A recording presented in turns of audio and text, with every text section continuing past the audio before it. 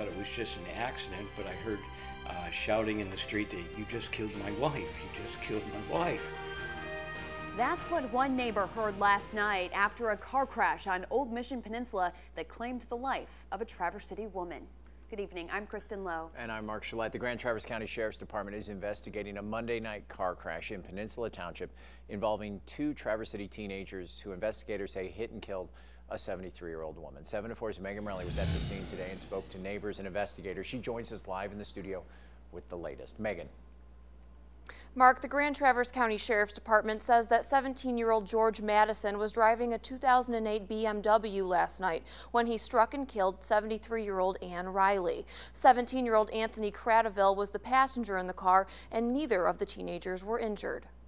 I heard a screech and then a thump, and immediately thought, okay, we've got an accident, so I stopped what I was doing and grabbed my phone. It happened just before 9 on Monday night. Investigators say that two teenagers who were driving a borrowed BMW were traveling south on Peninsula Drive near Wilson Road when they hit and killed 73-year-old Ann Riley. Neighbors say she was crossing the road to get her mail.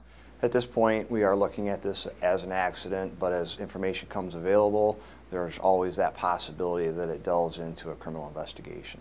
Investigators do not believe alcohol was a factor and are still trying to determine how fast the two teens were driving in the 35-mile-per-hour zone. Neighbors of the victim say that Ann and her husband Joe are the owners of Wilson Orchards and that she was a hard-working and very generous woman who will be missed. She was the mobile fruit lady. She would hand-pick the fruit from Wilson Orchards and hand-wash them and drive around from house to house to house. This is a very close-knit neighborhood, and she'll be dearly missed. Investigators are still working to determine factors believed to have played a part in the crash and have not filed any charges. Reporting live in the studio, Megan Morelli, 7 and 4 News.